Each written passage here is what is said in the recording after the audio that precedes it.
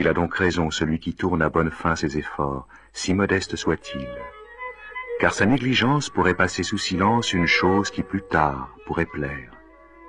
Chrétien de Troyes, lui, nous dit qu'il est louable de s'appliquer à bien dire et à bien enseigner. Il tire d'un conte d'aventure une composition très bien ordonnée, par laquelle on peut démontrer et savoir que celui-là n'est pas sage, qui ne répand pas la science, quand Dieu lui donne grâce de le faire. De celui qui ainsi apparaît en prologue à chaque roman, et qui ainsi se nomme, on n'est même pas sûr de l'authenticité du nom. Et pourtant, Chrétien de Troyes se distingue des trouvères ou des copistes. Il nous transmet des œuvres où l'on sent une écriture, une personnalité, ce que nous appelons aujourd'hui un auteur. Mais cet auteur-là n'a peut-être pas eu d'autre souci que de nous transmettre l'essentiel de lui, c'est-à-dire un texte, et tous les jeux de l'identité cachée, qu'il cultive abondamment dans ses récits, ne font qu'exciter notre curiosité de lecteur. On connaît principalement de lui 5 grands romans, écrits entre 1170 et 1190. Érec et Énide, Cligès, Yvain ou le chevalier au lion, Lancelot ou le chevalier de la charrette, Perceval ou le comte du Graal. Pour d'autres textes comme Philoména ou Guillaume d'Angleterre, la paternité est moins certaine. Dans l'histoire littéraire du moment, Chrétien de Troyes est précédé de peu par 2 romans essentiels, le roman de Thèbes et le roman d'Énéas.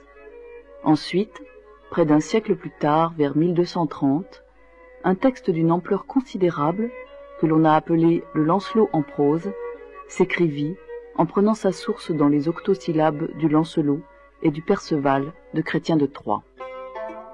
Ce fut autant qu'arbres fleurissent, feuilles bocages, prés verdissent, et s'ils en leur latin doucement chantent au matin, et tout rien de joie enflamme, que les fils de la veuve dame de la gâte forêt souterraine se leva, et ne lui fut peine qu'il sa selle ne meuisse sur son chasseur, et preuiste troué javelot, et tout ainsi fort d'elle manoir sa mère ici, et pensa que vewer irait, herceur que sa mère avait, qui ses avoines l'y herçait.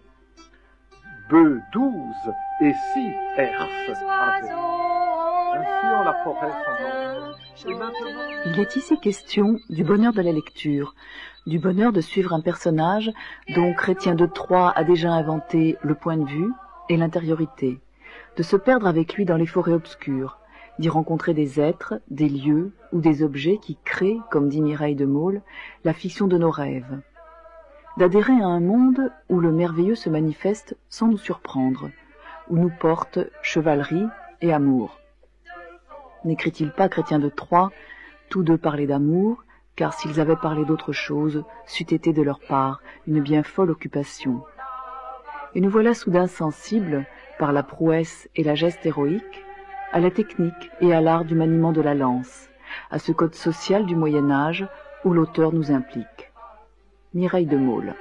C'est quelqu'un, je trouve, de contemporain parce qu'il sait nous toucher au plus profond de nous-mêmes. C'est-à-dire que son écriture entre en résonance avec des expériences affectives, avec des états amoureux que chacun de nous peut éprouver. Également aussi, sa poésie est porteuse d'images qui sont d'une étrangeté telle qu'elles ne peuvent que nous intriguer. On peut penser par exemple à Perceval qui rêve sur l'image des gouttes de sang sur la neige. On peut penser aussi à la souffrance que peuvent ressentir certains personnages dans des moments d'état amoureux extrême, de rêverie. Je pense par exemple à Lancelot du Lac qui, rêvant sur la reine disparue, en oublie complètement le monde extérieur. On peut penser à Yvain qui devient fou également sous le coup du désespoir puisque Lodine, la femme qu'il a épousée et qu'il aime, refuse de le revoir désormais. Tous ces états étranges, également toutes ces images poétiques peuvent nous toucher au plus profond de nous-mêmes. Tu verras la fontaine qui bout, et pourtant, elle est plus froide que le marbre. Le plus bel arbre jamais formé par la nature lui offre son ombrage. Il garde son feuillage en toute saison, et nul hiver ne saurait le priver de ses feuilles.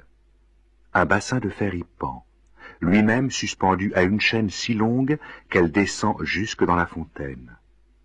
À côté de la fontaine, tu trouveras un perron. Il m'est impossible de te le décrire, car je n'en ai jamais vu de semblable. De l'autre côté se trouve une chapelle, petite mais fort belle. Si tu puises de l'eau avec le bassin, et si tu le répands sur le perron, tu verras se produire une tempête à faire fuir toutes les bêtes de la forêt. Chevreuils, cerfs, daims, sangliers ou oiseaux la quitteront, car tu verras s'abattre la foudre et le vent. Tu verras les arbres se briser, la pluie, le tonnerre et les éclairs se déchaîner. Si tu peux y échapper sans grands ennuis et sans peine, tu seras le plus chanceux des chevaliers à être allé là-bas. Je quittai le paysan dès qu'il m'eut indiqué le chemin.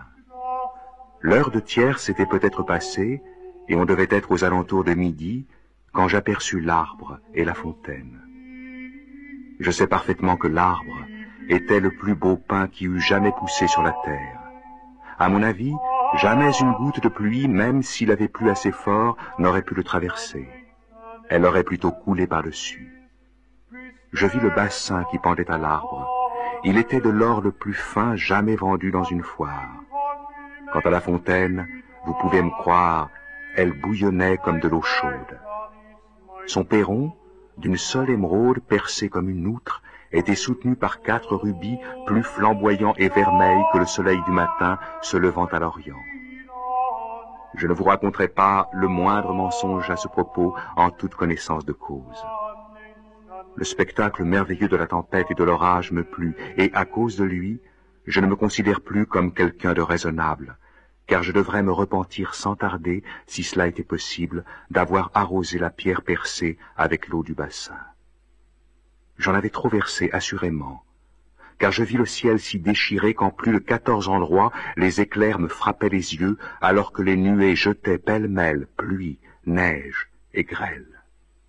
La tempête fut si mauvaise et si forte que je crus mourir 100 fois de la foudre qui tombait autour de moi et des arbres qui se brisaient.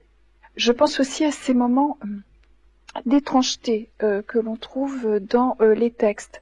Par exemple, ces images qui n'ont a priori pas de sens, mais qui nous séduisent par leur beauté, par leur énigme. On pense évidemment à la scène du Graal, où des objets défilent sans qu'aucune rationalité ne puisse expliquer leur présence. Pourquoi un valet défile-t-il avec une lance qui saigne? Pourquoi une jeune fille tient-elle un Graal qui illumine la pièce tout d'un coup? Tous ces effets d'étrangeté dans le texte ont un effet profondément séducteur sur le lecteur. On peut penser également à l'aventure de Gauvin qui s'assoit dans un château étrange en lui-même par son architecture, et puis tout d'un coup, le fait aussi banal que de s'asseoir sur un lit déclenche des phénomènes complètement disproportionnés avec ce geste banal anodin.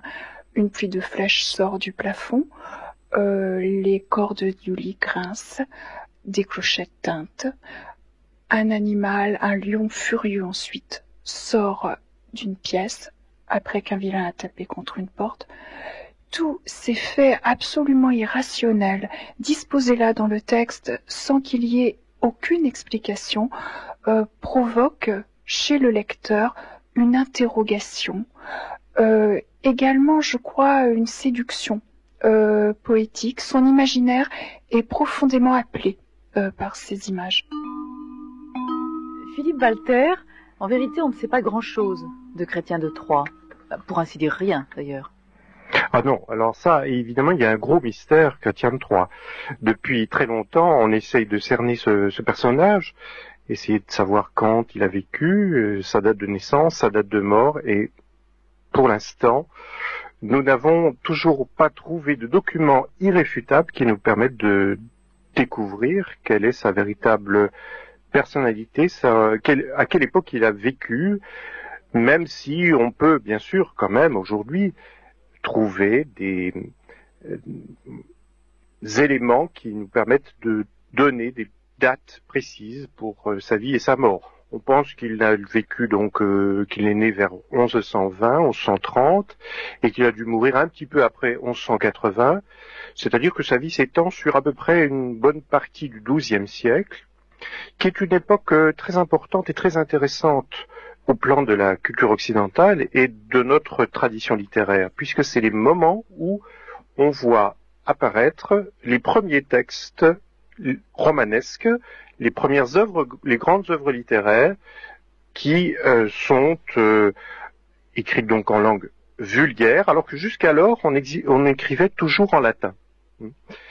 Chrétien de Troyes est donc un écrivain qui est le témoin d'une mutation très importante dans notre culture, c'est le moment du passage du latin au français. Et lui, le premier, dans une sorte d'intuition un peu folle, se met à écrire en français, même si, bien sûr, il n'est pas totalement le premier. Il y a eu quelques écrivains avant lui, tout aussi d'ailleurs inconnus que lui. Mais c'est un moment assez important où on voit la langue de tout le monde devenir un objet d'art, une œuvre littéraire. Qu'est-ce qu'on peut imaginer de ce qu'il était comme intellectuel à ce moment-là? Eh bien, à vrai dire, on ne connaît rien de Chrétien de Troyes. On sait, d'après les prologues qu'il a écrits, qu'il était attaché à la cour de Marie de Champagne, qu'elle était sa protectrice. On sait également qu'il était en relation avec Philippe d'Alsace, qui est un grand noble ayant fait un voyage en Terre Sainte et qui était lié à Marie de Champagne. Mais à part cela, on ne peut avoir une idée de sa vie qu'en se fondant sur les détails internes à l'œuvre. C'est-à-dire qu'on arrive à reconstituer sa culture, l'ensemble de ses lectures, par les recoupements que l'on peut faire avec des œuvres anciennes ou contemporaines. Mais à vrai dire, nous ne connaissons rien de factuel sur sa vie. On peut en déduire que c'était un clerc, car il a une très vaste culture. On voit par exemple qu'il connaît très bien Ovide, puisqu'on retrouve tous les thèmes de l'amour ovidien. Il dit lui-même d'ailleurs qu'il a écrit, c'est-à-dire qu'il a traduit une métamorphose d'Ovide. On sait également qu'il a lu des romans contemporains de son œuvre, comme par exemple l'Énéas, le roman de Troie. On sait également qu'il était au courant de la légende de Tristan et Iseut, puisqu'elle apparaît à de multiples reprises dans son œuvre pour être condamnée, réfutée. Mais on arrive, si vous voulez, à cerner sa culture de clerc. On sait que c'était un clerc probablement très lettré, mais on ne sait rien de factuel sur son existence. Chrétien de Troyes a une culture de clerc de lettré. Il est tout à fait conscient du prestige de l'écriture, mais d'un autre côté, il est séduit par toute une culture qu'il feint de mépriser, une culture orale, une culture de contes véhiculée par des jongleurs, dont il dit d'ailleurs qu'ils mettent toutes les histoires en pièces. Mais ceci dit, il manifeste un tel intérêt pour cette culture orale qu'il réamalgame à sa culture de clerc, qu'en fait il se démarque un peu, je dirais, de clerc plus purement intellectuel, chrétien, plus purement, je dirais, austère.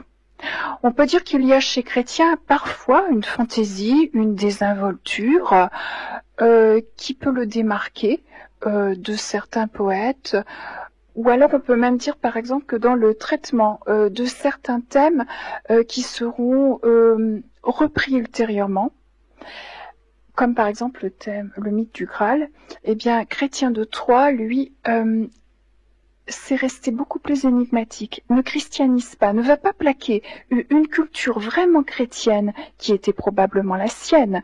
Il n'adhère pas suffisamment au dogme pour écarter la poésie, pour la laisser être en retrait. C'est toujours la poésie, l'imaginaire, l'écriture poétique qui l'emporte finalement sur ce qui pourrait être une culture véritablement chrétienne à cette époque-là.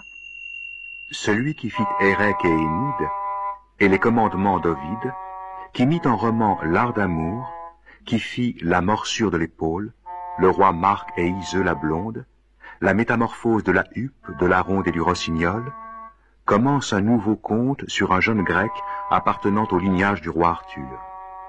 Toutefois, avant que je vous parle de lui, vous apprendrez la vie de son père, son origine et son lignage.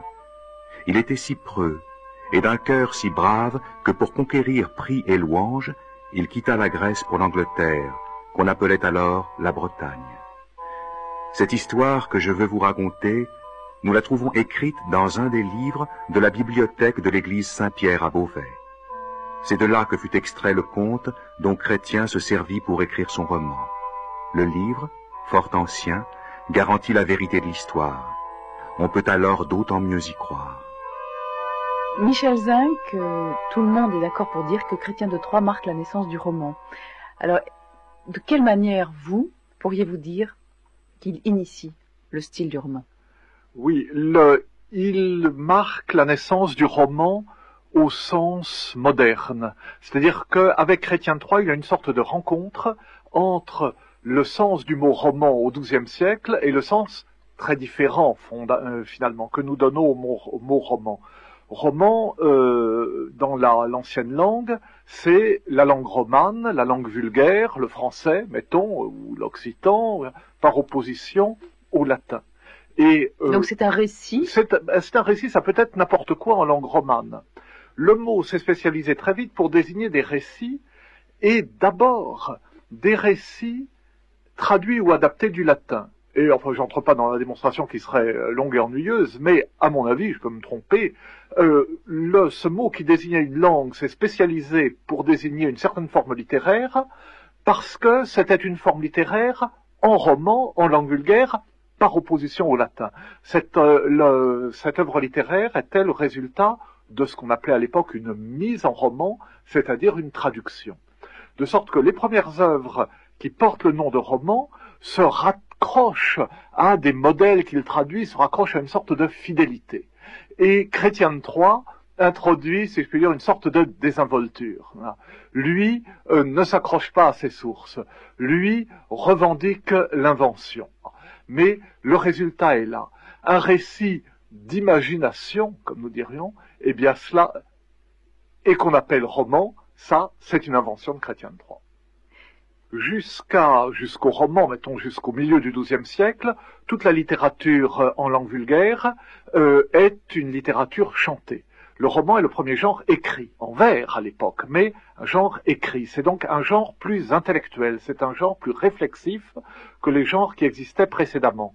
Et si on regarde l'ensemble de ces premiers romans français qu'on appelle des romans antiques ou des romans d'antiquité, parce qu'ils adaptent des œuvres de la latinité, on s'aperçoit que si on prend non pas l'ordre dans lequel ils ont été écrits, mais la succession des histoires qu'ils racontent une histoire continue qui va de la guerre de Troie, ou même avant de la légende thébaine, jusqu'au roi d'Angleterre de leur époque, les Plantagenets, avec comme lien entre les deux le descendant d'Énée, Brutus, qui serait venu du Latium en Angleterre. C'est donc une sorte d'histoire dynastique, d'origine mythique des rois d'Angleterre.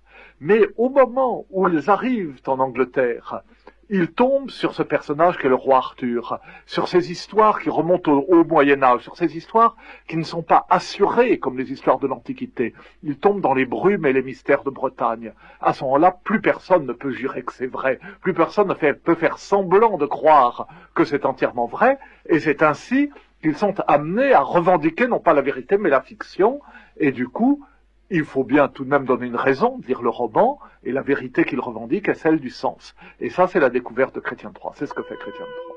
on s'imagine parfois que Chrétien de Troyes n'a fait qu'appliquer des recettes qui existaient avant lui, il n'a fait que appliquer des choses qui, au fond, des procédés qui auraient été inventés par d'autres, mais en réalité, il a dû tout inventer. Avant lui, il n'y a rien, ou presque rien. Il n'y a que quelques traductions françaises d'œuvres latines, par exemple des textes comme l'Énéas, qui est une traduction de l'Énéide, traduction française de l'Énéide, ou bien le roman de Troie, qui est une traduction française d'une adaptation latine de l'histoire de la guerre de Troie. Mais en fait, mis à part ces quelques essais préliminaires, il n'y a pas de véritable tradition romanesque en français. Donc, il est un novateur, il est quelqu'un qui apporte à la littérature un langage, un imaginaire, il est celui qui découvre aussi ce que j'appellerais l'aventure de l'écriture, fasciné par un peu cet art nouveau qui consiste à enchanter les esprits à travers la magie des mots, à faire rêver les gens de son temps, les hommes et peut-être surtout les femmes d'ailleurs, avec de belles histoires d'amour et d'aventure. Il prend toujours le même type de personnage et au même moment. Un jeune chevalier ou un apprenti chevalier qui va à la cour du roi Arthur, qui se lance dans l'aventure, qui affronte des aventures extraordinaires, merveilleuses, où son courage est mis à l'épreuve, où il est affronté au surnaturel. Et ces aventures sont à la fois un cheminement matériel, il part à l'aventure, il est un chevalier errant, et Chrétien de Troyes invente aussi ce personnage, et en même temps un cheminement intérieur, parce que chacune de ces aventures est en même temps une sorte d'aventure intérieure, le révèle à lui-même et lui permet d'accomplir son destin et de découvrir ce qu'il est et ce à quoi il est appelé, ce qui est la grande question des romans de Chrétien de Troyes. Cela, c'est l'invention de Chrétien de Troyes. Donc une relation qui n'est pas du tout allégorique, le Moyen-Âge qui aimera tant l'allégorie, ça n'a pas la simplicité, si on fait de l'allégorie, mais tout ça c'est par analogie, par correspondance entre le monde extérieur et le monde intérieur. Dans le style, je prends là encore un seul détail, Chrétien de Troyes a une sorte d'art des enchaînements glissés. C'est-à-dire que pour passer d'un épisode à l'autre, au lieu de clore un chapitre et d'en ouvrir un autre, et d'ailleurs les manuscrits ne se présentent pas comme ça, c'est pas par chapitre, eh bien, souvent, dans la même phrase, on voit, la phrase commence, on en est encore à la fin d'un épisode, et quand la phrase se termine, on est dans le suivant, n'est-ce pas? Ça s'est fait de façon insensible. Chrétien de Troyes est le premier à, comme on dit, briser le couplet d'octosyllabes. C'est-à-dire, les romans sont écrits en vers octosyllabes à rime plate, en couplet à A, B, B, C, C, etc. Et au lieu d'arrêter toujours la phrase sur le second vers, de façon à ce que ça fasse un tout avec la rime, lui brise ce couplet. Eh bien, on l'a remarqué depuis longtemps. De même, il brise les enchaînements. Il met l'accent là où on ne les attend pas. Par exemple, au début du conte du Graal, il y a un début printanier, et avec une sorte de phrase en rebond, une phrase interminable, enfin, pour autant qu'on puisse définir la phrase, puisqu'il n'y a pas de ponctuation, c'était autant que les arbres verdissent, etc., que le fils de la veuve dame de la forêt sauvage, etc., s'est levé, et il a scellé son cheval, il a pris ses javelots, etc. Et quand on est au bout de la phrase, Perceval, qui n'est pas encore nommé, et qui ne sait pas lui-même son nom, est déjà au fond de la forêt en train de chasser, et en même temps on a commencé la phrase en ayant l'impression que il va se passer quelque chose d'inouï. C'était un matin au printemps, un matin, etc., et puis c'était au printemps que le jeune homme s'est levé comme tous les matins. Il fait rien dans la vie, tous les matins il se lève, il selle son cheval et il va chasser dans la forêt, où il va passer la journée dans la forêt. Donc cette façon mystérieuse de présenter la vie quotidienne, et effectivement il a raison, parce que la vie quotidienne se révélera ô combien mystérieuse. Esse anuits totadesquets que canque il vit, li anguest, et canque ilot li annui. Mis se vaudrait estre à la fuite. Tot ceus anti salvage terre, que l'on ne le séuste ou qu'ère, ne nus homme ne femme ne fuste, qui de lui novellust séuste, n'est plus que s'il fuste en abîme, ne est tant rien comme lui-même, ne sait à qui se confort de lui qui soit même à mort. Mais hens voldrait le sang changer, qu'il ne se puisse venger de lui qui jouait sa tolu. D'entre les barons se remue, qu'ils craignent entre ici d'Elson, et de ceux ne se gardoient l'un. Si l'on les sieur seul allait, bien savent que de leur parler, ni de leur siècle n'a-t-il soin. Il va tant qu'il fut loin des tentes et des palveillances. Lors, celui monte un tourbillon sur chef, si grande qu'il forçane, si se désire et se dépanne, et fuit par chance et par arrêt, et laissa ces gens esgarés, qui se merveillent ou peut-être. Charles Mella. La translatio, c'était le nom de la métaphore, qui est un pèlerinage, une pérégrinatio, c'est-à-dire la transplantation d'un mot de son domaine d'emploi d'origine vers un autre domaine. Et ce qu'il faut bien voir, c'est que à l'orée du roman, au moment où il se crée dans notre littérature, il existe une connivence entre la traduction, le glissement d'une langue à l'autre, le roman comme traduction, comme translatio, comme transfert également d'une civilisation et d'une culture à une autre, c'est en même temps une métaphore, et j'ajoute également, et ce n'est pas un hasard, si c'est aussi l'amour qui en est au centre, puisque l'amour se présente également comme transport, comme sortie de soi, comme ce moment où l'amant, sous le coup du regard, est frappé d'interdit, donc se perd soi-même, se trouve dépossédé de sa volonté, de son cœur, qui transmigre littéralement chez la dame. Ce qui fait que la métaphore suprême devient en même temps la plus ancienne, celle du regard comme flèche d'amour, inversant les positions du masculin et du féminin. Et puisque l'on fait chanter la langue, je rappellerai ce que nous lisions dans le prologue de Cligès, celui qui a écrit d'Érec et d'Énide, qui a mis les commandements d'Ovide et l'art d'amour en roman. Mettre l'art d'amorce en romance, si vous lisez et si vous entendez ce texte médiéval, vous avez un jeu de reflets, l'amorce et le roman s'anagrammatisent l'un l'autre. Il y a donc ici une sorte de complicité, de consubstantialité de l'amour et du roman. Donc je dirais, si vous voulez, sur ce point, que l'invention du roman est à la fois transfert de culture, métaphore comme transport en un autre lieu, et amour comme extasis, comme existence, qui se traduit ici dans l'expérience de la fine amour. Roger Dragonetti. Il s'agit de bien comprendre, du moins pour moi, parce que, disons, toute lecture n'est jamais qu'un point de vue, c'est le mien, il y en a bien d'autres, n'est-ce pas? Mais pour moi, disons, où réside, au fond, finalement, la révolution de Chrétien III, c'est-à-dire le caractère subversif de son œuvre. Parce que, bien entendu, il y a eu des romans avant Chrétien III, mais ce qui est fondamental chez Chrétien III, il s'agit de bien comprendre une chose, ceci, du moins, je pense, c'est que, disons, dans le prologue du Cligès, et ça, Charles Mella l'a très très bien mis en valeur, disons, dans le prologue du Cligès, il y a ce qu'on appelle la translatio studii, la translation des héritages. Bon. Qu'est-ce que cela veut dire, la translation des héritages? Eh bien, dans le Cligès, qui est un des grands romans de Chrétien III, le narrateur ou le romancier dit, disons que la chevalerie première vient des Grecs, puis vient, disons, la chevalerie des Romains, et puis vient, disons, au fond, finalement, après, disons, vient, disons, ce qu'il appelle, disons, la chevalerie française, c'est-à-dire, au fond, la langue française qui combine, n'est-ce pas, tous ces héritages, mais non pas pour en faire une somme, c'est avec tous ces héritages que Chrétien III va constituer sa propre langue. Et cette propre langue-là, disons, qui est la combinaison, ou l'amalgame, ou si vous voulez, la mixture de tout ce passé, Chrétien III va en faire une langue à lui.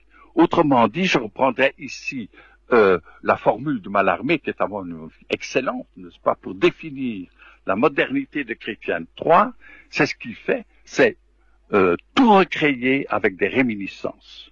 Or, ce que fait Chrétien III, c'est qu'il recrée tous les héritages du passé pour en faire une autre langue et qui est la langue de ses romans.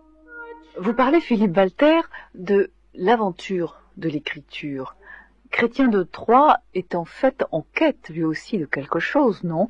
De même qu'il nous écrit des romans initiatiques, des romans d'apprentissage, de même est-ce que lui ne serait pas en train de chercher, au fond, d'apprendre le roman? Certainement. Et ce qui est très attachant dans l'œuvre de Chrétien de Troyes, c'est son constant renouvellement. Il y a chez lui une volonté farouche de ne pas se satisfaire des formules qu'il a pu inventer pour produire ses œuvres, et une volonté d'aller toujours plus loin dans l'expérimentation des procédés littéraires, des procédés romanesques. Je crois qu'il est parti avec l'idée peut-être un peu naïve de raconter de belles histoires. Ça, finalement, tout écrivain part un peu peut-être aussi avec cette idée. Au fond, l'écrivain doit d'abord plaire à un public avant de se complaire lui-même dans son œuvre. Il écrit donc de belles histoires, mais ce qui est très caractéristique chez Chrétien, c'est que d'emblée, il semble un peu travaillé, hanté par l'idée du mythe. C'est quand même pas un hasard que son premier roman s'intitule Érec et Énide. Des commentateurs ont noté que Érec, c'était un nom qui ressemblait par bien des aspects au nom d'Héraclès, Hercule, Héraclès. Et effectivement, nous avons dans ce roman une sorte d'énumération des travaux que doit accomplir le pauvre chevalier Érec pour être digne de sa femme qui s'appelle Énide, dont le nom, lui, suggère plutôt une œuvre de célèbre de l'Antiquité qui est l'Énéide. Vous voyez, une sorte de clin d'œil, un petit peu à la culture antique, mais en fait, avec l'utilisation d'une matière qui est proprement celtique, c'est-à-dire qui ne vient absolument pas de l'Antiquité, qui ne vient pas du tout des auteurs grecs et latins. Son deuxième roman nous présente un personnage nommé Cligès qui est amoureux d'une femme nommée Phénice. Phénice, c'est le phénix, c'est-à-dire l'oiseau qui renaît de ses cendres. Et dans ce roman, il y a à la fois une histoire d'amour qui est une manière de réécrire l'histoire de Tristan Iseult, mais aussi une façon de réfléchir sur ce qu'est la culture occidentale. Mais l'histoire de Phénice, c'est aussi une histoire d'amour où l'héroïne est obligée à un moment donné de se faire passer pour morte. De cette façon-là, elle pourra échapper à son mari et puis retourner avec son amant. Et ça marche très bien d'ailleurs. L'histoire, c'est tout à fait ce qui va se passer donc à la fin du texte, et Cligès et Phénice pourront évidemment vivre heureux comme Tristan et Iseult n'ont jamais pu l'être. Alors voilà pour les deux premiers romans.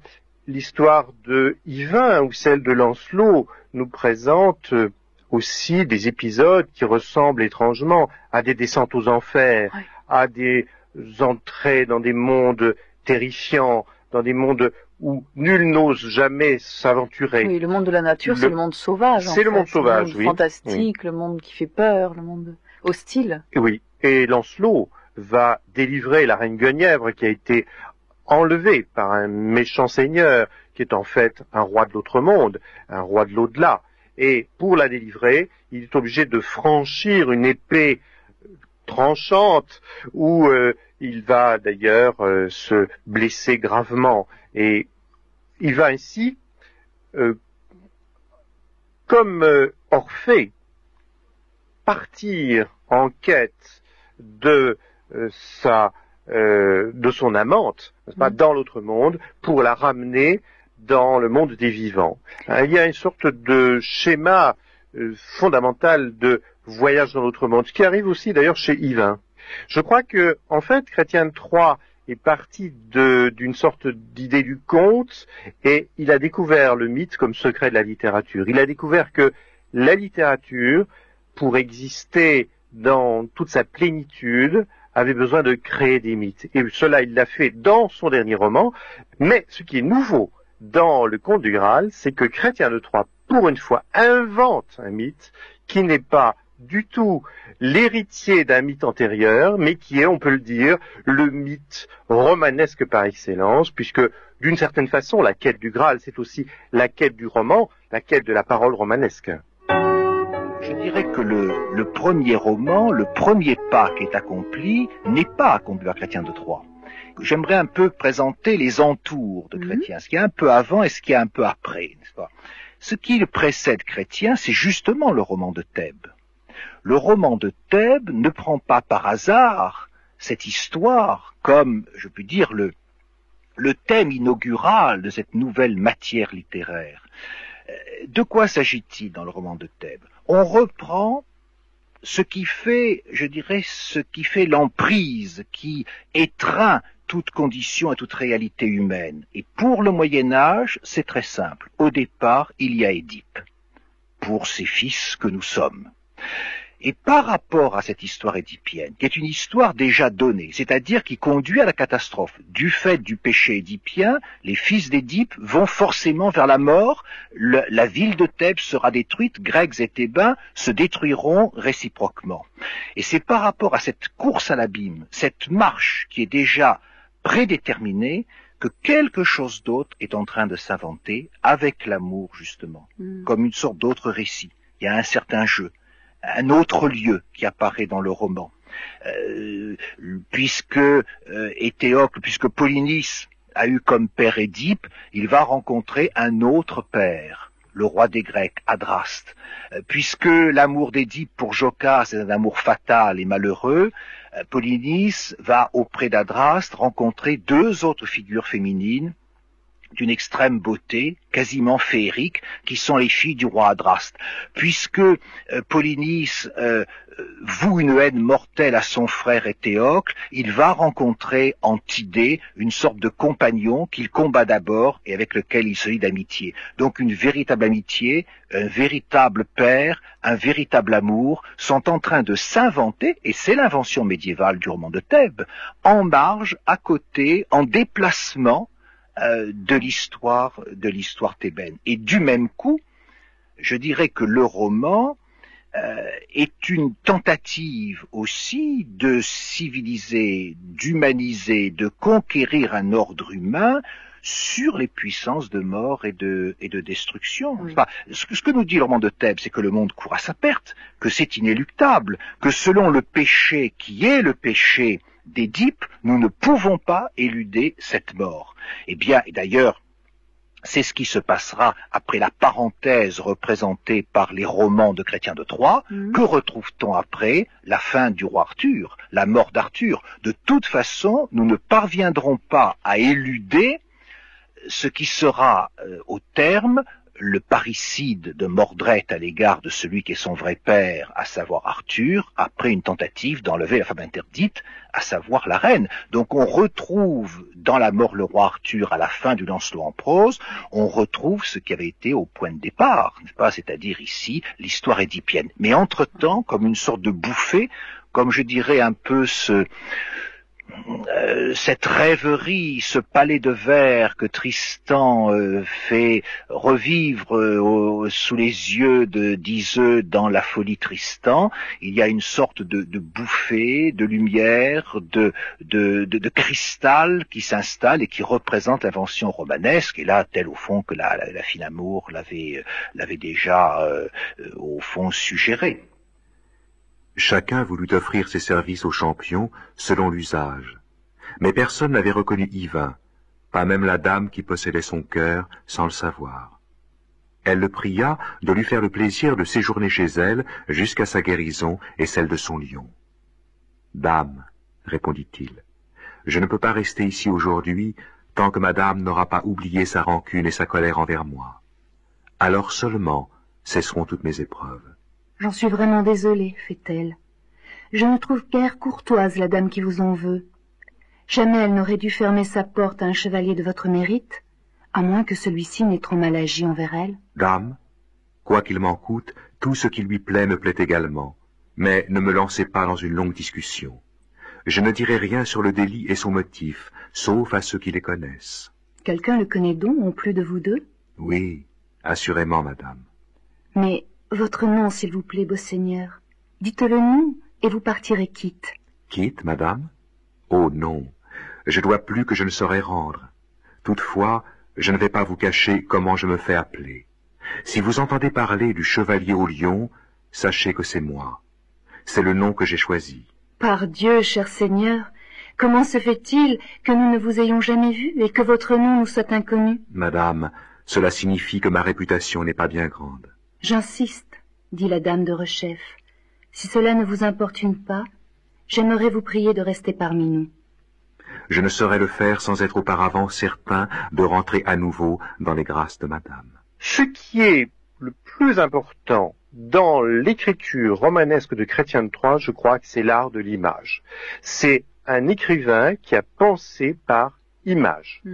Associer par exemple un chevalier et un lion, c'est-à-dire en fait mettre un lion à côté d'un chevalier, parce que c'est de cela qu'il s'agit. Il faut bien voir que dans le Chevalier au lion, nous avons pour la première fois dans la littérature française l'apparition d'un gros animal à quatre pattes à côté d'un chevalier. Rencontre assez incongrue où le lion va devenir un personnage romanesque à lui seul, avec d'ailleurs toute une psychologie, un comportement. Évidemment, il va quand même pas le faire parler, mais il aura quand même, ce lion, un comportement très, très humain et parfois très touchant d'ailleurs.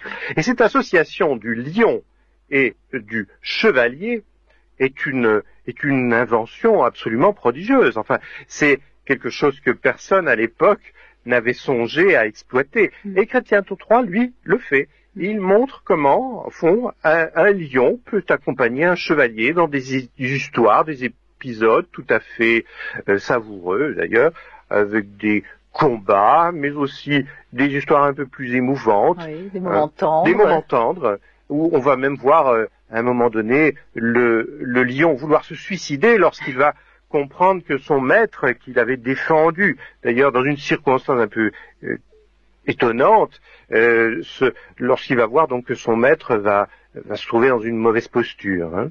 De la même manière, alors vous parleriez de l'image de la charrette. Oui, exactement. Associer un chevalier à une charrette, mettre un chevalier dans une charrette, c'est une image pour l'époque qui est un peu étonnante, qui sort du commun, qui est totalement même incongrue à nos yeux. Mais en fait, il intitule volontairement son roman Chevalier de la charrette. C'est-à-dire qu'il place la charrette comme le lion dans Yvain au cœur de toute une réflexion sur ce qu'on pourrait appeler l'art du symbole, comme disait Daniel Poirion. C'est-à-dire, au fond, c'est une image qui doit nous permettre de trouver des significations. Il ne donne pas la clé de la signification, mais c'est encore une fois au lecteur de trouver la signification du lion, la signification de la charrette et au-delà, bien sûr, la signification de l'œuvre. Dans le Conte du Graal, il y a aussi une scène forte qui repose tout entière sur une image. C'est l'image de gouttes de sang sur la neige. C'est une scène de chasse dans la nature qui a lieu sur une prairie. On voit un oiseau de proie s'abattre sur une oie et s'emparer de cette oie. Et 3 gouttes de sang s'écoulent du cadavre de cette pauvre oie qui a été capturée par l'oiseau de proie. Elle tombe sur la neige et le chevalier Perceval, qui se trouve à proximité, reste en extase devant ces 3 gouttes de sang. Il reste comme éperdu dans sa pensée, dans son imagination.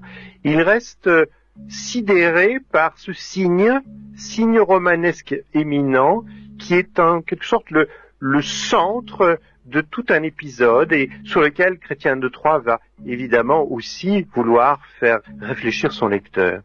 Il nous présente simplement cette scène, il ne nous dit pas au fond ce qu'elle signifie, c'est au personnage de réfléchir et de comprendre l'image de ce sang sur la neige, ce contraste absolu du rouge sur le blanc, qui réapparaît d'ailleurs à plusieurs reprises dans l'œuvre, y compris au moment du défilé du Graal, n'est-ce pas, au moment de la lance, au moment où apparaît la lance qui saigne. Oui. D'amour qui m'a enlevé à moi-même et ne veut pas me retenir à son service, je me plains, de telle manière que je lui accorde de faire de moi ce qu'elle veut.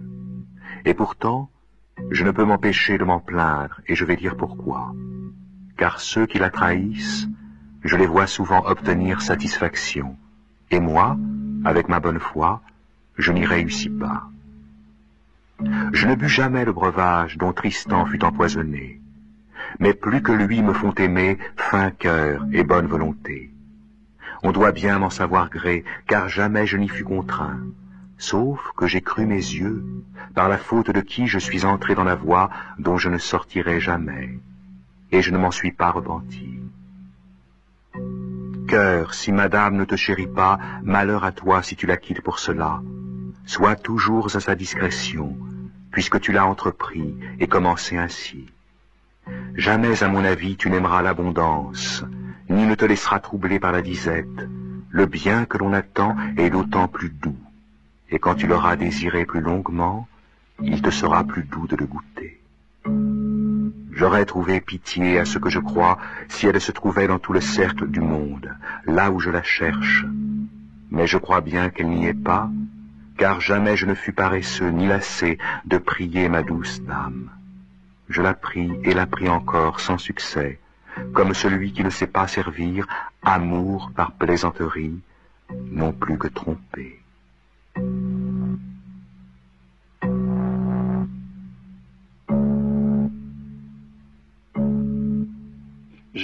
À mon avis, n'est-ce pas, la question n'est pas tellement, disons, de connaître les sources, disons, des fables de Chrétien de Troyes, on les connaît, ça a été solidement, très très bien établi, mais la question est de savoir dans quelle mesure toutes les fables qu'il utilise, qu'elles soient celtiques, qu'elles soient chrétiennes, ou qu'elles soient, disons, antiques, toutes ces fables, disons, finissent par devenir quoi?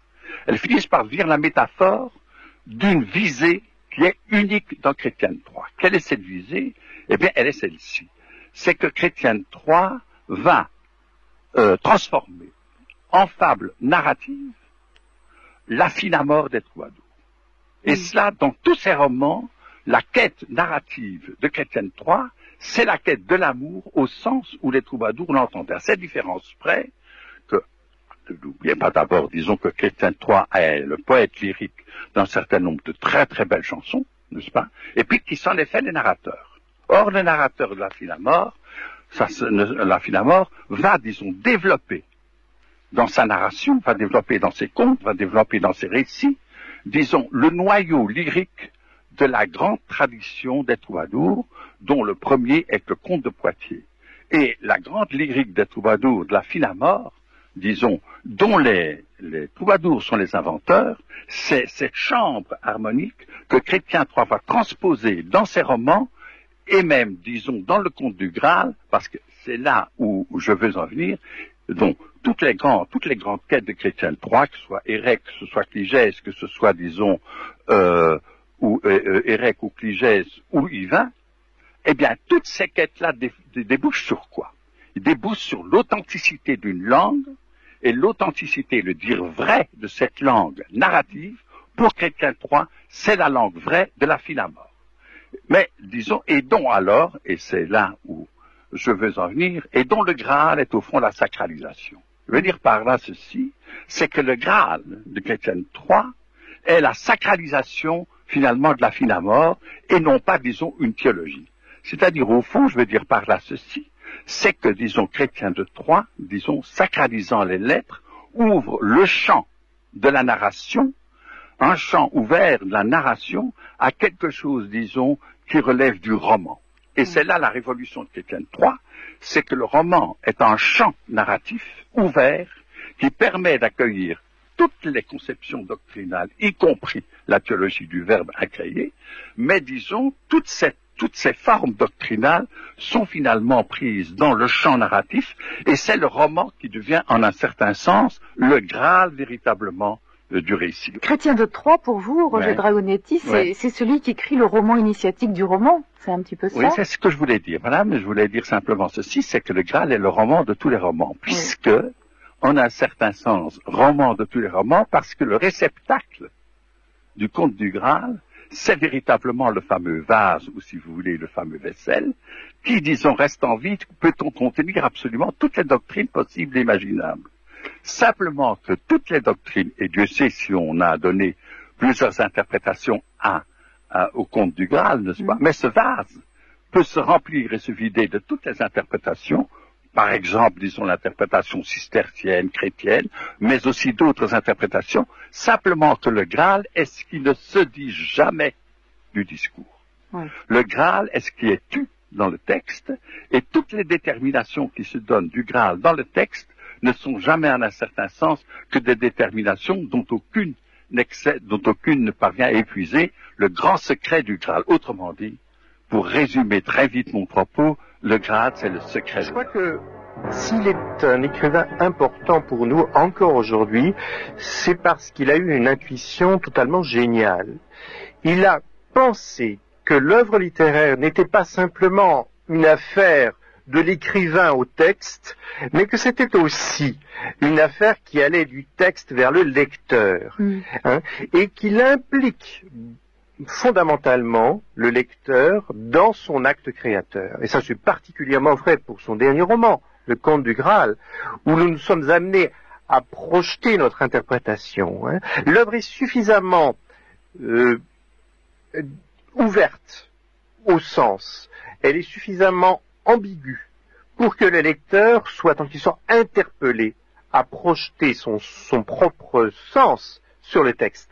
Alors, de cette façon, il y a une sorte de collaboration du lecteur avec l'écrivain, et c'est de cette manière-là qu'il arrive à modifier radicalement le rapport du lecteur au texte, lecteur ou auditeur d'ailleurs, puisque à l'époque il y a surtout des auditeurs, des gens qui écoutent ces textes.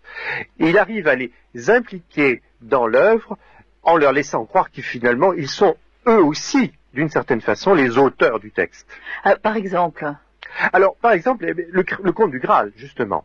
Le Conte du Graal est le dernier roman de Chrétien de Troyes sur lequel il y a une abondance de commentaires. Et lorsqu'on regarde justement tous ces commentaires, on s'aperçoit qu'ils vont dans des directions souvent totalement opposées. Certains prétendent voir dans le Graal des restes d'une vieille tradition ésotérique ancienne, biblique, post-biblique, dirons-nous. D'autres voient dans le Graal une sorte d'objet purement inventé par Chrétien de Troyes. D'autres font encore référence à toutes sortes de traditions ésotériques. Alors là, on a à peu près tout essayé, de la Kabbale jusqu'à la franc-maçonnerie, jusqu'à tous les mouvements ésotériques qui ont pu exister ont proposé une interprétation du Graal, et ce n'est pas fini, n'est-ce pas? Ça continue de nos jours. Or, ce qui est très intéressant, c'est de voir que cette espèce de commentaire infini, eh bien, il a existé aussi au Moyen-Âge. Et en fait, après Chrétien de Troyes, il y a eu toute une succession d'écrivains qui ont prétendu expliquer ou réécrire l'œuvre de Chrétien de Troyes. Le Conte du Graal, en fait, est perpétuellement ouverte à l'infini de ses significations, justement parce que Chrétien de Troyes, et je crois qu'il l'a fait exprès. Tandis qu'il parlait de choses et d'autres, un jeune homme sortit d'une chambre, tenant une lance blanche empoignée par le milieu. Il passa entre le feu et ceux qui étaient assis sur le lit, et toute l'assistance voyait la lance blanche et le métal blanc, et une goutte de sang qui, venue de la pointe du fer de lance, coulait jusqu'à la main du jeune homme, toute vermeille. Le jeune homme vit donc cette merveille le soir de son arrivée en cet endroit, et il s'est retenu de demander l'explication de cette aventure, parce qu'il se souvenait de l'avertissement du maître qui l'avait fait chevalier, et qui lui avait enseigné et appris à se garder de trop parler. Il craignait, en posant cette question, de se conduire grossièrement, et voilà pourquoi il n'a pas posé de question. Mais alors, deux autres jeunes gens arrivèrent, tenant dans leurs mains des chandeliers en or fin, décorés d'émaux. Ces jeunes gens étaient très beaux, avec les chandeliers dont ils étaient porteurs. Sur chaque chandelier brillaient au moins 10 chandelles. Puis venait un Graal, tenant à 2 mains par une demoiselle qui s'avançait avec les jeunes gens, belle, élégante et parée avec goût. Quand elle fut entrée dans la salle en tenant le Graal, une si grande clarté se répandit que les chandelles perdirent leur clarté, comme font les étoiles quand le soleil se lève ou la lune. Après cette demoiselle, on arriva une autre, tenant un tailloir en argent. Le Graal, porté en tête du cortège, était d'or pur et fin. On y voyait des pierres précieuses de plusieurs sortes, les plus riches et les plus chères que l'on puisse trouver en mer ou dans la terre. Car les pierres du Graal surpassaient toutes les autres, sans aucun doute. Nous avons la vision du personnage. Chrétien ne donne jamais d'explication. Il pourrait très bien nous dire que ce Graal vient de tel endroit, qu'il a été fabriqué par tel personnage, qu'il possède telle propriété, mais il ne dit rien. Il joue volontairement sur ce que j'appellerais une sorte d'imaginaire du secret. Cet imaginaire vient en quelque sorte interpeller le lecteur, l'agace même à un certain point, pour l'obliger à trouver un sens et à proposer son sens. Et toute la démarche du lecteur doit être de s'inscrire dans ce mouvement du texte, dans ce mouvement de l'imaginaire, dans ce mouvement de l'œuvre, de résoudre le secret, comme Perceval aurait dû le faire. Et ainsi se crée ce rapport ambigu à l'œuvre, cette volonté de Chrétien de Troyes d'impliquer le lecteur dans la signification qu'il va donner au texte. On posa la table sur ses tréteaux et l'on mit la nappe. Mais que dirais-je de la nappe? Jamais légat, ni cardinal, ni pape ne mangea sur une nappe aussi blanche. Le premier plat servi était de la hanche de cerf de haute graisse au poivre chaud.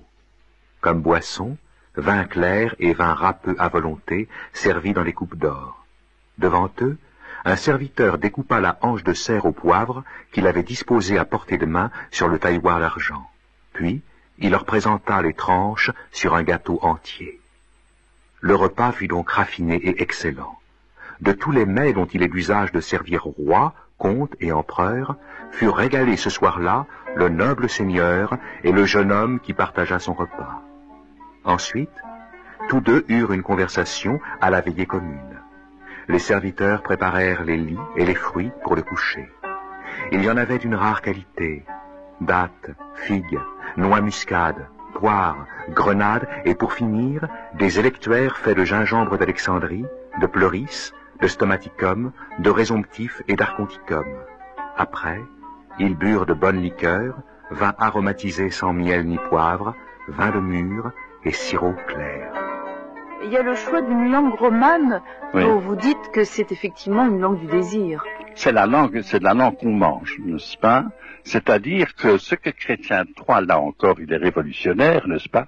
C'est qu'il va substituer au dogme infaillible du Christ, c'est-à-dire l'hostie, l'Eucharistie, il va faire de la langue maternelle et nourricière une seconde Eucharistie, et par conséquent, disons, le roman de Chrétien de Troyes, en quoi il est particulièrement subversif, le roman de Chrétien de Troyes devient une Eucharistie, parce qu'on y mange sans arrêt dans le Graal, on n'arrête pas de manger, n'est-ce pas? Les plats, l'un spirituel, c'est l'hostie, mais qu'on ne voit jamais sur le plat, et puis d'autre part, disons, les repas. C'est pas par hasard qu'il y a tant de repas dans le Graal, justement parce que la langue maternelle est une langue dont la mendication est la lecture. C'est-à-dire, ce que Chrétien de Troyes attend de ses lecteurs, c'est qu'ils mangent sa langue. C'est-à-dire que la langue nourricière est la langue maternelle. Et sans la langue maternelle, il n'y aurait pas de roman, il n'y aurait pas de poésie, il n'y aurait rien. Et Chrétien de Troyes a très bien compris que justement, disons, ce qui est, disons, nourricier, c'est précisément la langue, lorsque elle retourne aussi, il faut bien le dire, grâce à l'art, au stade, disons, de son état édénique. Rappelons-nous, disons, cette chose absolument admirable, n'est-ce pas, c'est le début du conte du Graal, au temps, disons, où les arbres feuillissent, et que les oiseaux, en leur latin, n'est-ce pas, chantent la fraîcheur de la première saison du monde. Et par conséquent, le vrai latin des chrétiens, c'est cette langue retournée à son état édénique, et que le lecteur, disons, va manger avec délice, justement parce qu'en elle, il retrouve vigueur et, en un certain sens, vigueur et force, n'est-ce pas? C'est le vin de vigueur de la langue maternelle. Donc, le Graal, c'est quoi? Eh bien, le Graal, tel que Chrétien l'interprète, c'est, disons, dans le verbe d'amour, et par analogie avec le verbe incréé, c'est la nourriture que le roman offre à ses lecteurs, et dont on peut espérer, disons, qu'il y trouve une nouvelle jeunesse de l'âme, justement parce que si l'art est traversé par le souffle, eh bien, disons, l'âme aussi sera ravigorée, et par conséquent deviendra quelque chose pour le lecteur d'une nourriture qui égale d'ailleurs presque à une seconde rédemption. Une seconde rédemption, c'est le roman. Je comprends maintenant pourquoi on a tant de plaisir à lire Chrétien de Troyes aujourd'hui. Ben, si on le mange, oui. C'est évident, c'est voulu comme ça, n'est-ce pas? C'est la raison pour laquelle, disons, tous les repas sont des métaphores qui rassemblent les êtres autour d'une table et qui, en même temps, disons, suscitent la conversation, lors même que la conversation est le repas du Graal, mais c'est aussi ce stade édénique de la langue dans le versus, dans le vers, c'est précisément l'alpha et l'oméga de Chrétien de Troyes. Ce qui fait, disons, la grandeur de Chrétien de Troyes, c'est qu'il a bien vu que, disons, ce n'est pas dans l'approche socio-historique de l'œuvre que réside la dimension, c'est dans l'entente véritablement, disons, de la musique du vers, et la musique du vers, c'est le murmure du véritable latin qu'on chante, disons, dans le Graal au début, disons, au moment où Perceval est encore à l'état, disons, d'innocence et d'ingénuité. Mais c'est à quoi Chrétien veut ramener aussi sa langue. Il veut ramener sa langue à son état édénique. Et ça, disons, est irremplaçable chez Chrétien de Troyes. C'est précisément le vers qui est une musique à murmure, de feuillage, disons, admirable, d'un bout à l'autre. Sa demoiselle avait innocenté logiquement et légitimement celui qu'elle avait refusé. Il n'avait commis aucun tort envers elle. Elle raisonnait tout comme s'il se trouvait devant elle et commençait une plaidoirie. Cherches-tu à nier que mon époux est mort par ta faute? Non, je ne peux en disconvenir, je vous l'accorde. Dis-moi alors pourquoi tu l'as tué. Est-ce pour me faire du mal, parce que tu me hais ou par dépit? Que je succombe sur le champ si telle était mon intention. Tu n'as donc aucun mépris envers moi. Et envers lui, tu n'as eu aucun tort. En fait, s'il l'avait pu, il t'aurait tué. Aussi, il me semble que j'ai bien jugé selon les règles du droit. C'est ainsi que sa logique et son bon sens lui prouvaient à elle-même qu'elle ne devait pas le haïr. Ses paroles s'accordaient au désir de son cœur. Elle s'enflammait d'elle-même, comme le feu qui fume tant et si bien que la flamme a jailli, sans aucun souffle pour l'attiser. Philippe Walter, s'il y a des personnages bien présents, bien sensuels, ce sont les femmes, et les femmes en plus dont on perçoit complètement l'intériorité. Ça aussi, c'est l'art de Chrétien de Troyes.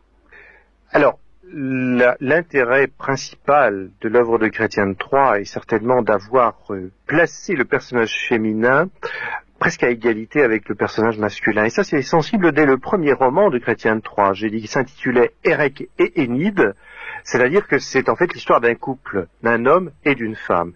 Et si on ne voit pas la part égale de l'homme et de la femme dans l'histoire, eh bien, je crois qu'on fait un contresens absolu sur l'œuvre de Chrétien de Troyes.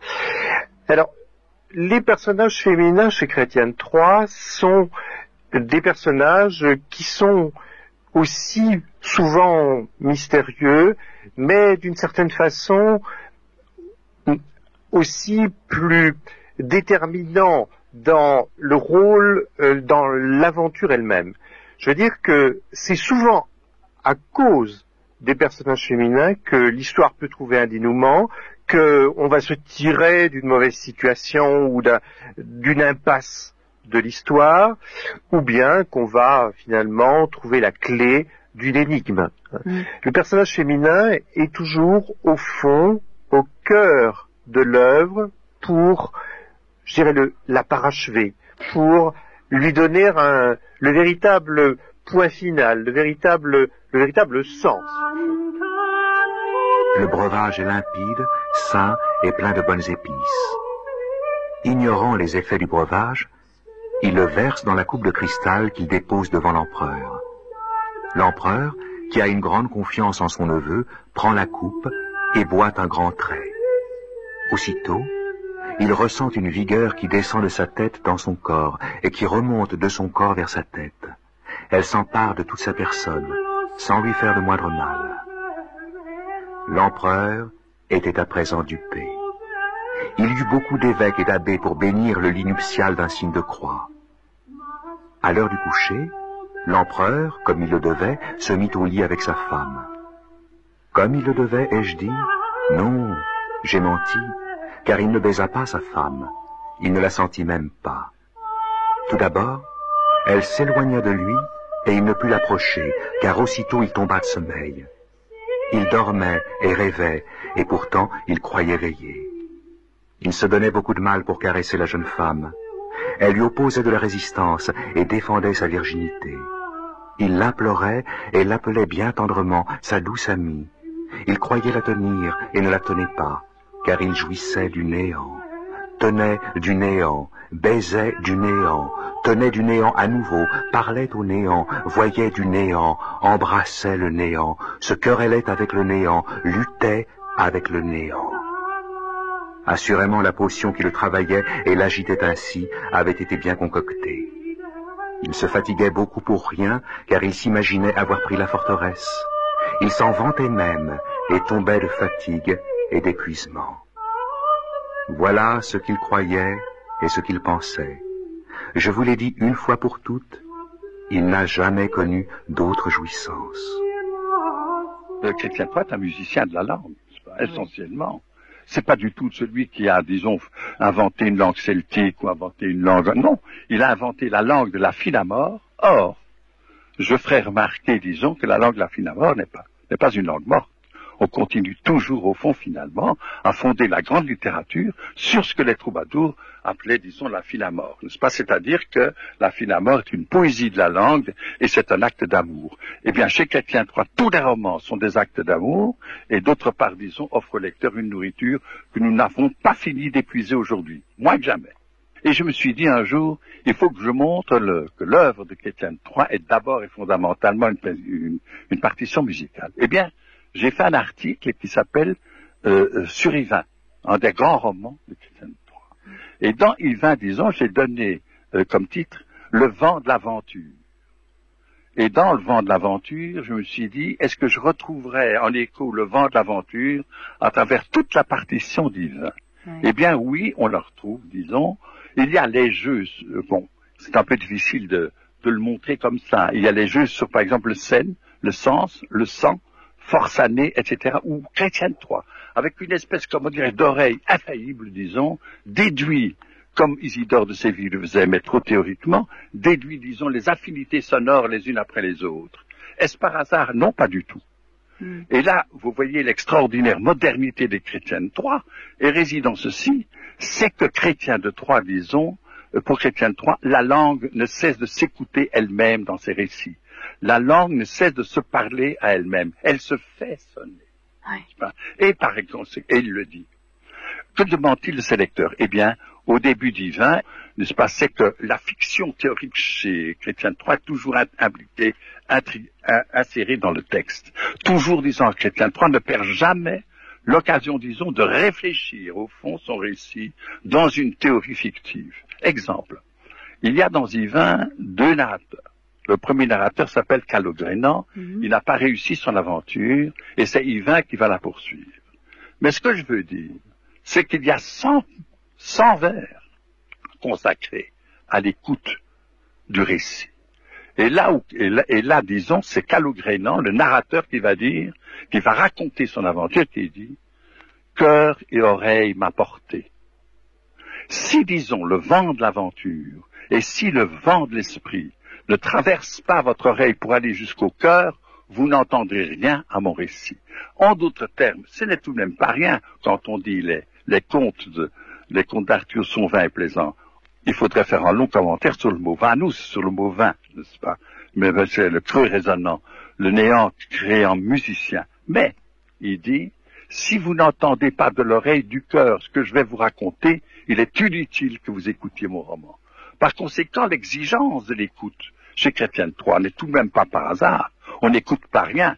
Ce qui veut dire, si vous n'entendez pas la musique de la langue, vous ne comprendrez pas du tout ce que je vais faire, c'est-à-dire en un certain sens faire chanter la langue de la façon la plus extraordinaire possible, dans tous ses états, si j'ose dire, dans tous ses états de signifiance. Et c'est là le génie de Chrétien III. C'est moderne, et la conscience que Chrétien III apporte dans son œuvre est, disons, d'une modernité extraordinaire. Ça n'a pas vieilli, ça n'a pas une ride, c'est formidablement beau. Alors la reine lui tend les bras, les passe autour de lui, et puis le serre étroitement sur sa poitrine. Ainsi elle l'a attiré dans son lit, lui réservant le meilleur accueil qu'elle puisse jamais lui faire. Car c'est amour et son cœur qui lui dictent sa conduite. C'est inspiré par amour qu'elle lui fait fête. Mais si elle éprouve pour lui un grand amour, lui éprouve pour elle un amour 100 000 fois plus grand. Car amour n'a rien fait avec tous les autres cœurs en comparaison de ce qu'il a fait avec le sien. Dans son cœur, amour a repris force, si exclusivement que dans les autres cœurs on ne voit qu'une pauvre image.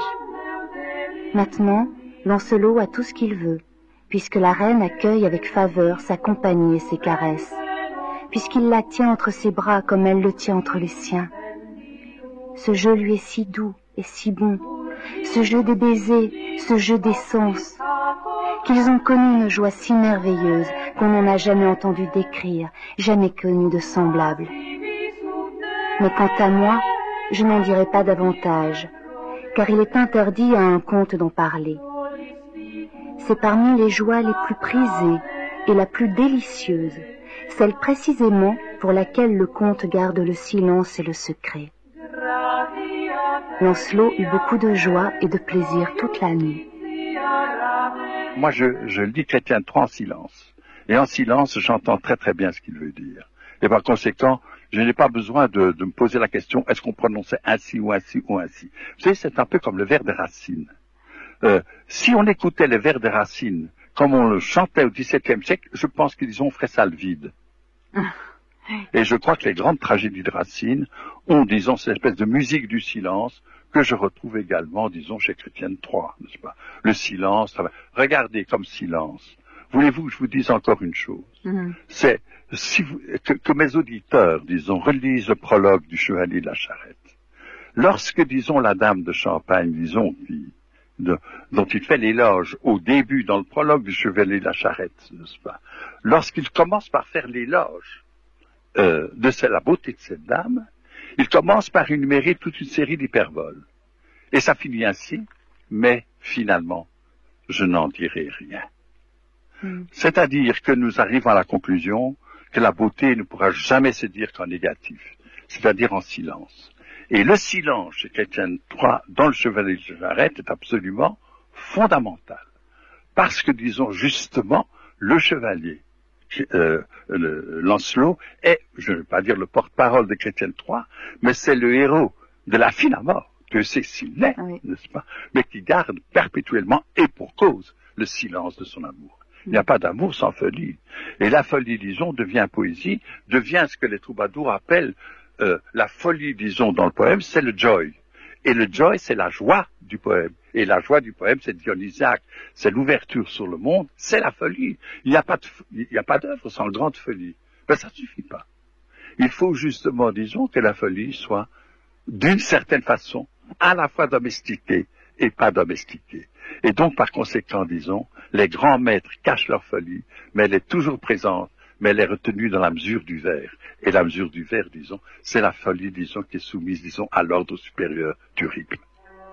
Charles, mais là, j'ai l'impression que pour vous, tout le plaisir, au fond, tout le bonheur de lire Chrétien de Troyes, c'est par exemple de retrouver tout ce que l'auteur du Lancelot en prose en a fait. Vous avez cette impression-là? C'est-à-dire que, je dirais, oui, vous avez raison, dans la mesure où, de même que vous ne pouvez pas assigner un roman à l'étroitesse de la figure d'un personnage, puisqu'au fond, le point de vue du sujet s'étend à l'ensemble des figures qui s'emparent du roman.